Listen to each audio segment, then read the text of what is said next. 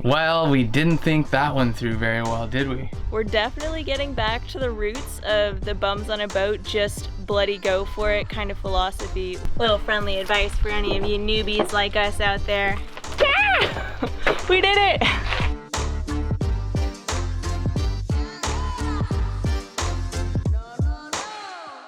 These are the tales of Moab.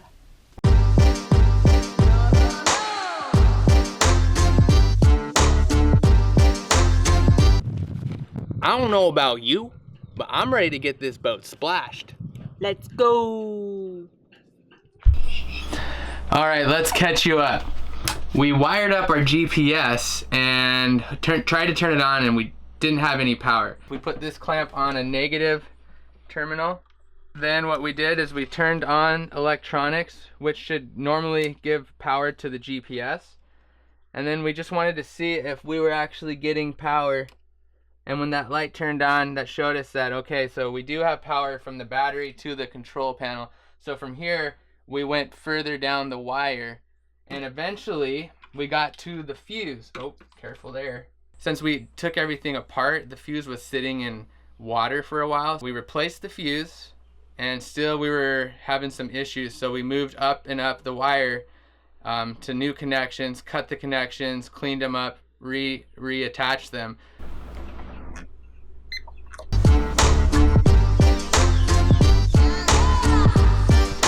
Boom! We've got steering, we've got engine controls, now we've got a GPS. So what's next? Next is just to clear the deck, organize everything so we can keep our wits about us, and then clean the hull and prep it for a little more paint.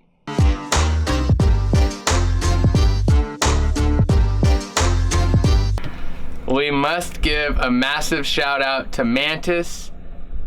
Those guys sent us this beautiful anchor right before we hauled out of the water, poor guys, and then we haven't had a chance to use it. Obviously, we've been on the hard for quite a while now. We're going on a year since we pulled out, and they have not hassled us. They did not email us and say, send us the Mantis back. You're never gonna sail again.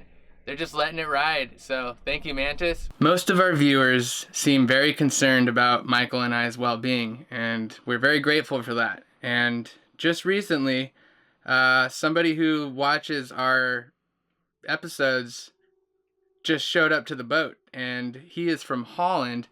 His name is Menno, and I just had a quick question I was going to ask him. He has some experience with sailing. He's been doing it, I think, since he was in his 20s. So let's meet Menno here. Hello. Hello, how you doing? I think they're good. They're usually doing pretty good. Yeah, quite at home or at the boat. So I had one question for Menno. He's been here, he's gone through our boat, he's given us some tips and pointers, he's helped us go through all of our through holes and seacocks. He really stressed how important that was, and that we should not splash until we'd gone through each one of those. But my question to you, for the viewers, if somebody was gonna buy a sailboat for the first time, what is the number one most important thing that they should keep in mind? If you buy a boat, always do a survey. The problem with that is, if you buy a cheaper boat, the amount you have to pay for a survey will be heavy on the money of the survey. But the surveyor will show you every place in your boat and tell you everything about your boat, and then you know your boat after you did the survey. And he knows of all brands the good and the bad parts of it, and it will save you a lot of money on the long run, and you have a lot of knowledge you otherwise get perhaps at the wrong time. So that's why you have to do a survey. And most of you might know that we did not do a survey, and so we learned that lesson the hard way, along with many other lessons. But thank you, Menno. Okay, you're welcome. Thanks for coming to say hello. Nice to be here. Yeah, and he's gonna stick with us today, just helping us out along the journey of getting ready to splash.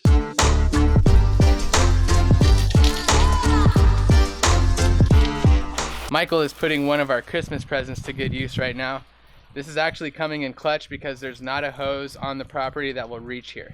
So we got this pressurized water bottle that she's going behind and rinsing off. Yeah, it's called Lunatech. It's just like a pressurized sprayer like you might use in the garden or something. So we had to update our methods to me running buckets, 5-gallon buckets back and forth. Michael fills this little one up, and then what happens here?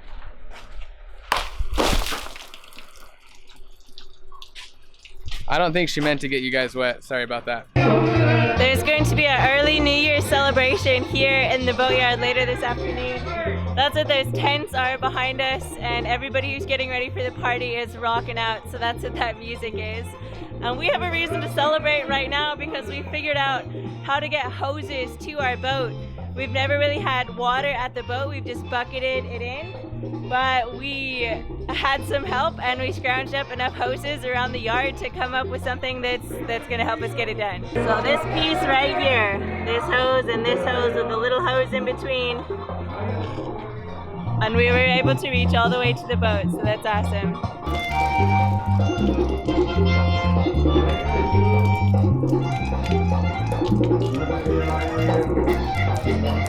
Oh yeah!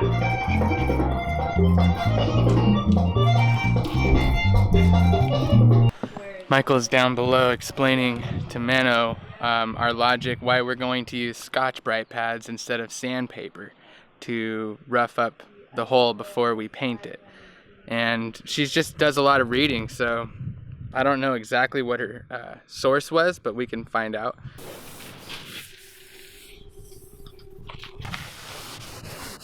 So the purpose of what we're doing here is to expose fresh paint.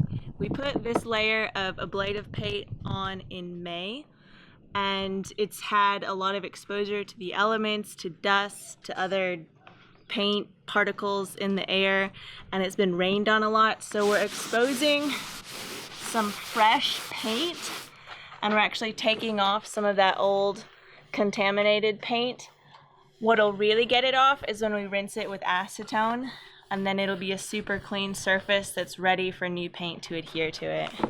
Tilly looks sad. Are you okay, Tilly? Tilly always looks sad. Why don't you smile more? So Menno insisted that we use sandpaper on the rudder because there are some cracks, mainly because we applied it too thick when we did the rudder, and then it sat in the sun for a while. So we're going over this with sandpaper. That way the new anti-fouling will get into the cracks. And the rest of the boat, Michael's going with the hose. We got it running again, and we're just rinsing everything off. And then we'll wait to do the acetone until tomorrow. That way, show up, acetone the boat, and then immediately after start applying the first coat of anti-fouling. Well, we didn't think that one through very well, did we? No. Today is New Year's 2020, January 1st. And we had big plans for today. We went to bed at a fairly decent hour. We didn't really rage. We didn't stay out late. We didn't rage at all. We just wanted to wake up early and have a marathon day today, paint the entire boat. What went wrong? We don't have all of the supplies that we need, and we were thinking we could just swing by the hardware store on the way to the boat today and pick up what we need to paint the boat. And of course they're closed because everybody else was out raging last night and having a good time. We were jacked. We were gonna paint the whole boat today. That's just the way she goes.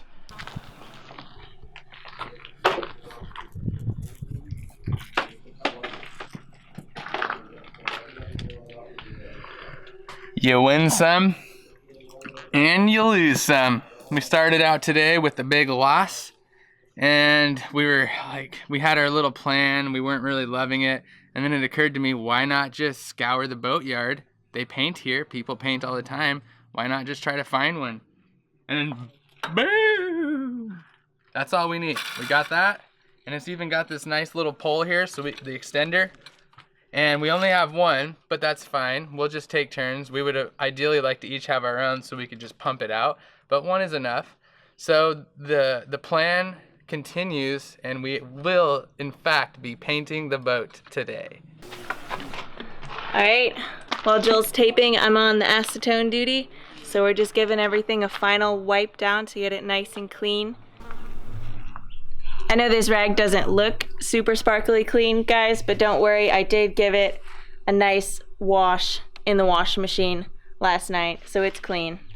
Our boatyard manager just showed up and informed us that he has not gone to sleep, which is, I think, pretty normal on New Year's.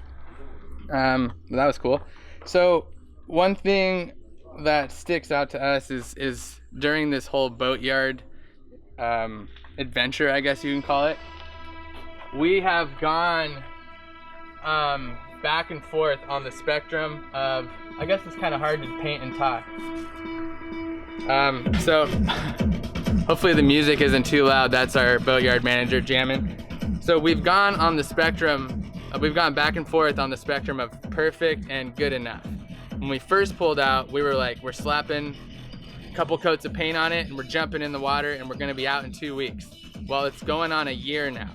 So we went from way over here good enough to like, and then we started going way, let's make everything perfect.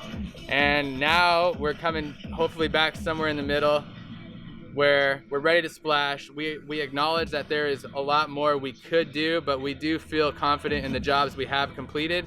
We believe the boat to be seaworthy, although we will admit that if you're gonna do a total refit to sail around the world, you're gonna wanna do more than what we have done. It'll probably take more than a year. A lot of people, it's not uncommon to go 5 years in a boatyard. So when you think about that, we're actually doing pretty good just going on a year, especially because we've been gone for like 4 months.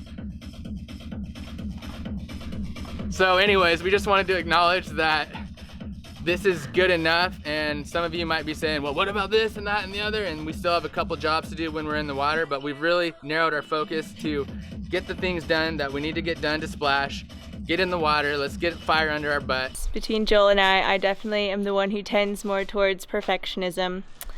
And a weakness of that trait of mine that I've noticed, maybe it's not true of all perfectionists, but I don't get things done easily. I want to do a really good job, by the book, make it look awesome, but I get so stuck in the process that I have trouble finishing anything. That's my great struggle.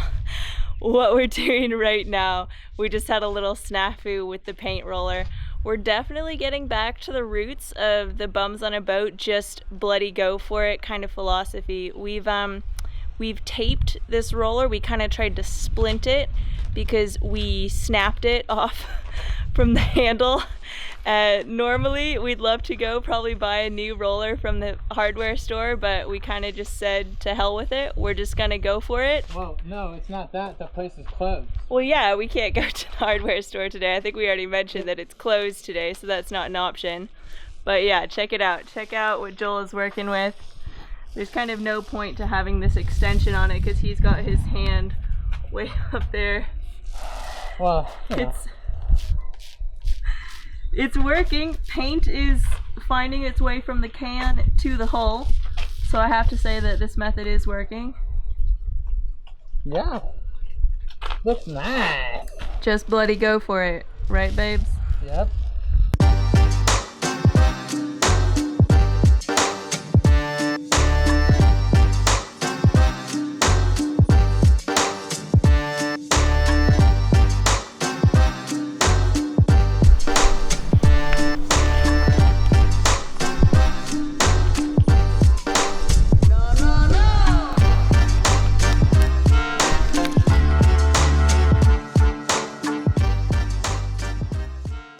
Little friendly advice for any of you newbies like us out there.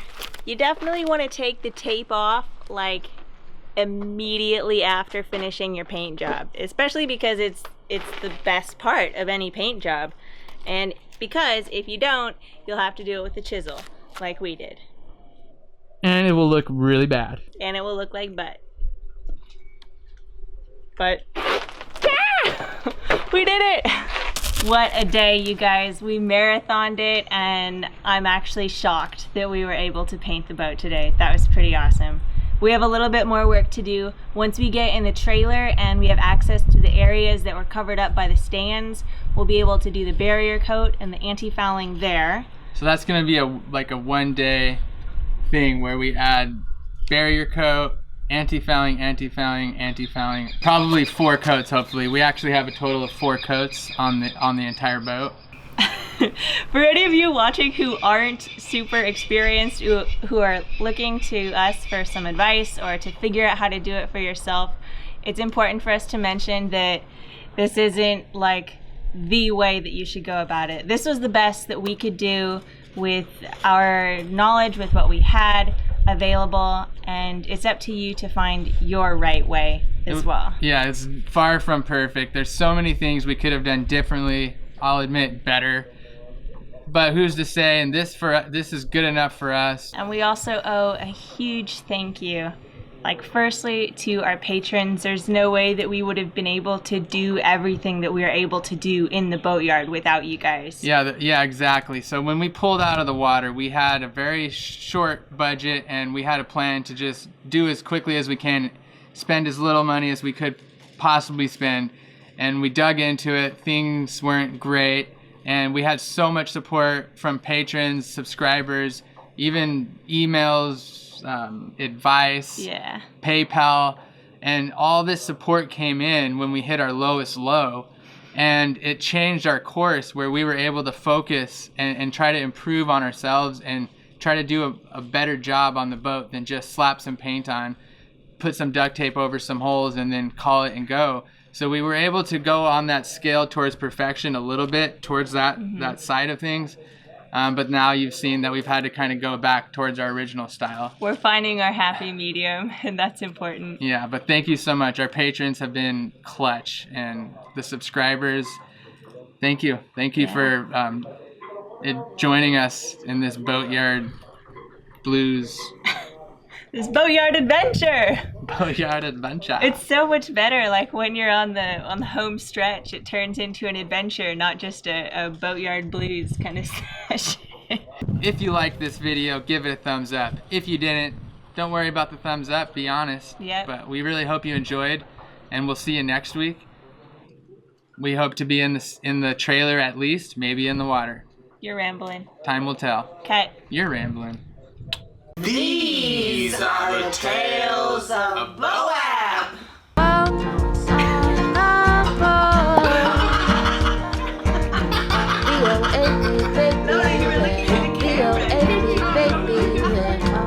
Over here. Over here.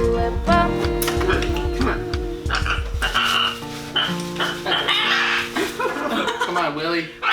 Pay attention. Focus. Moab! Lola dipped. How come you're so quiet?